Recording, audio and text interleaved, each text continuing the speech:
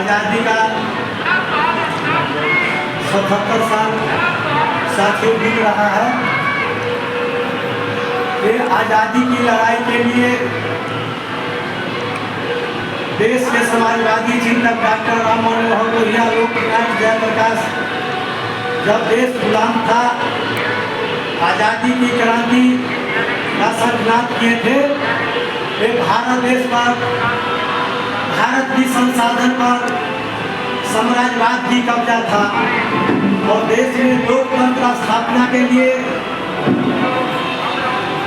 आज़ादी की लड़ाई हुई।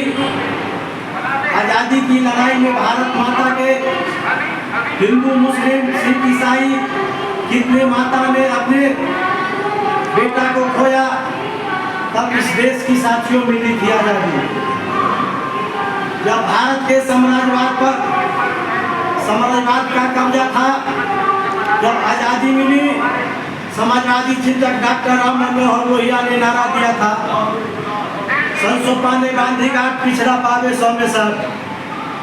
आज़ादी के 77 साल बीत जाने के बाद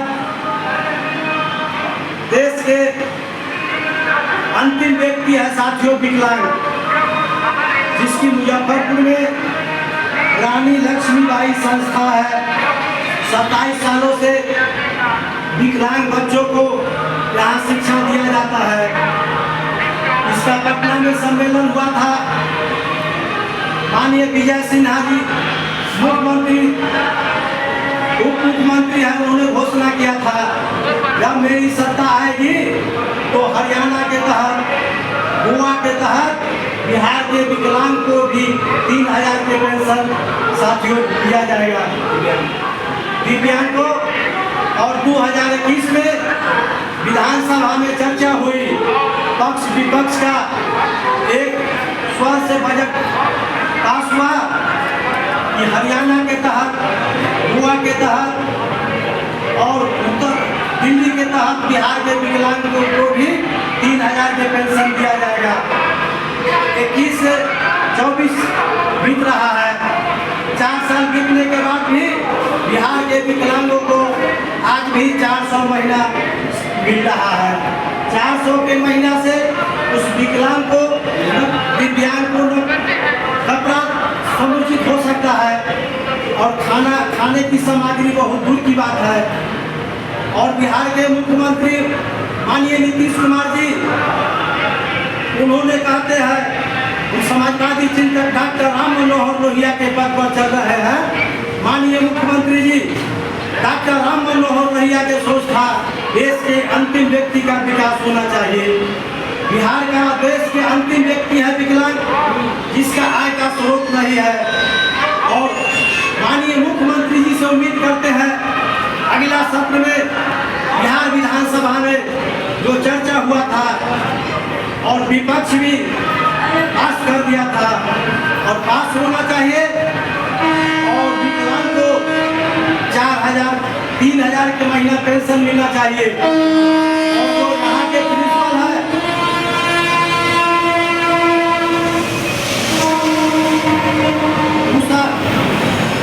मानवी मैडम जी, इनका बहुत कठिन सहयोग से 27 साल से ये संस्था चल रहा है।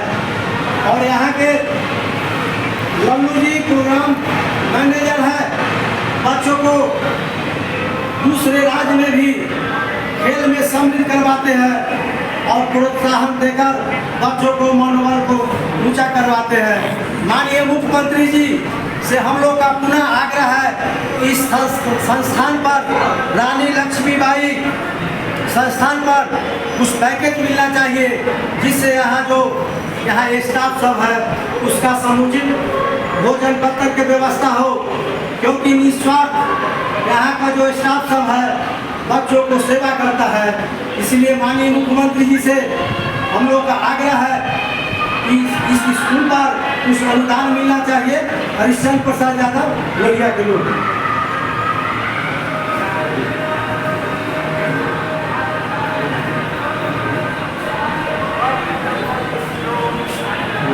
आपसे मैं गुजारिश करता हूँ, इस चैनल को लाइक करिए, सब्सक्राइब करिए और बेल आइकॉन की घंटी बजाइए और साथ ही कमेंट करके यह बताइए कि रानी लक्ष्मीबाई महिला विकास समिति के द्वारा दिव्यांग बच्चों के डेवलपमेंट के लिए, शैक्षणिक स्तर को बढ़ाने के लिए, समाज में जीने लायक बनाने के लिए मैडम मोनाकी और लालू तुरहा जी जो काम कर रहे हैं, ये कितना बढ़िया काम है।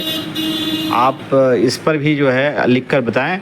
साथ ही आप जहां हैं, जिस पद पर है, जिस जगह पर है, वहां से ही इस आवाज़ को शेयर करिए, बुलंद करिए, ताकि इन दिव्यांग बच्चों की मदद हो सके।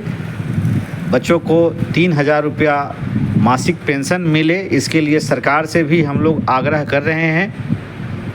दिव्यांग बच्चों को जब पैसा मिलेगा तो उसके डेवलपमेंट में काम आएगा। जय हिंद, जय भारत।